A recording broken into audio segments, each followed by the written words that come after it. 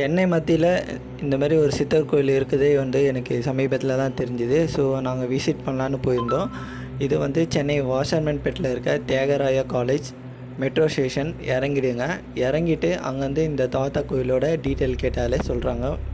Nearby பகுதியில் தான் இந்த கோயில் இருக்குது. இந்த தாத்தா கோயிலோட ஸ்பெஷலே பார்த்திங்கன்னா, குழந்தை பாக்கியம் இல்லாதவங்க, வேலைவாய்ப்பு இல்லாதவங்க, நிறைய பிரச்சனைகள், குடும்ப பிரச்சனைகள் இருக்கிறவங்க ஒவ்வொரு வியாழக்கிழமையும் நீங்கள் 7 வாரம் தொடர்ந்து ஐயோரை தரிசனம் பண்ணிங்கன்னா உங்களுக்கு நல்ல பலன் கிடைக்குதுன்னு சொல்கிறாங்க. அதுக்கான சான்றும் இங்கே வர பக்தர்கள் மூலிமா நம்ம தெரிஞ்சிக்க முடியுது.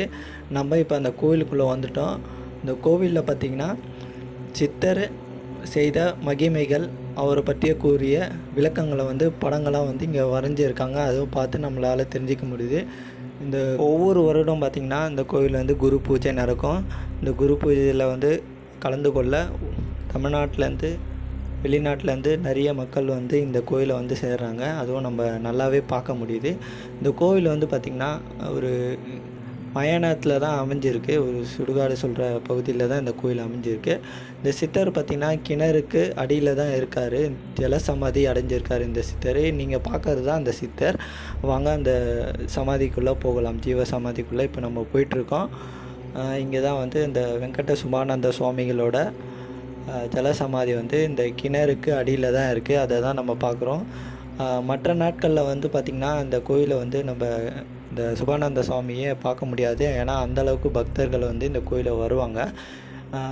பக்தர்கள் வியாழக்கிழமை தவிர மற்ற நாள் வந்திங்கன்னா நல்லாவே இந்த சுபானந்த சுவாமிகளை வணங்கி போகலாம்.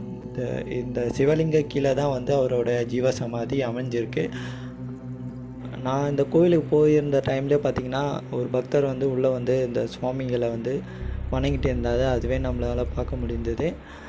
இந்த குரு பூஜை பார்த்திங்கன்னா ஒவ்வொரு வருஷமும் நடந்துட்டு வருது. அது தவிர்த்து பார்த்திங்கன்னா பௌர்ணமி டைமில் பார்த்திங்கன்னா நல்லாவே இந்த கோவில் விசேஷ நாட்கள் சொல்லலாம். நிறைய பக்தர்கள் இந்த கோவிலுக்கு வருவாங்க. தங்களுடைய வேண்டுதல்களை சுவாமிகள்கிட்ட சொல்லி நிறைவேற்றுவாங்க. அது மட்டும் இல்லாமல் இந்த கோயிலை பற்றிய டீட்டெயில்ஸ் எல்லாமே நான் டிஸ்கிரிப்ஷனில் கொடுக்குறேன். செக் பண்ணி பாருங்கள். நீங்கள் சென்னையில் இருக்கிறவங்கன்னா கண்டிப்பாக இந்த கோயிலுக்கு ஒன் டைம் விசிட் பண்ணிங்க. இப்போ நம்ம இந்த கோவிலுக்குள்ளே இருக்க சித்தர்களுடைய உருவப்படத்தெல்லாம் பார்க்குறோம். இந்த கோவிலில் பல சித்தர்களை உருவப்படங்களை இங்கே வச்சுருக்காங்க. அதுவும் நம்மளை இங்கே நல்லாவே பார்க்க முடியுது. வரும் நாட்களில் நம்ம சித்தரை தேடி நிறைய பயணங்களை மேற்கொள்ள போகிறோம். இந்த வீடியோ பற்றிய தகவல், அதுக்கப்புறம் இந்த வீடியோ உங்களுக்கு பிடிச்சிருந்தா கண்டிப்பாக லைக் பண்ணி ஷேர் பண்ணுங்கள்.